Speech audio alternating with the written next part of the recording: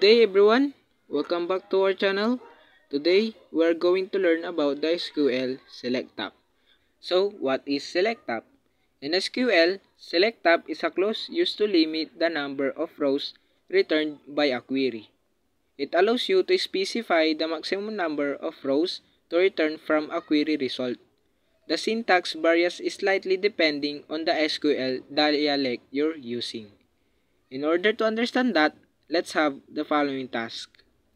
Select only the first three records of the customer table. So, the syntax that we will use is select top 3 asterisk from customers. So, you can see here in the result that 3 data are obtained. Let's go to the next part of select tab, which is add where. The add a where clause in SQL is used to filter rows based on a specified condition or set of conditions. This allows you to retrieve only those records that match the specified criteria. In order to understand that, let's have the following task.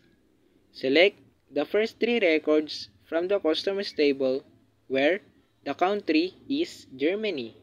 So, the syntax that we will use is select top 3 asterisk from customers where country equal Germany.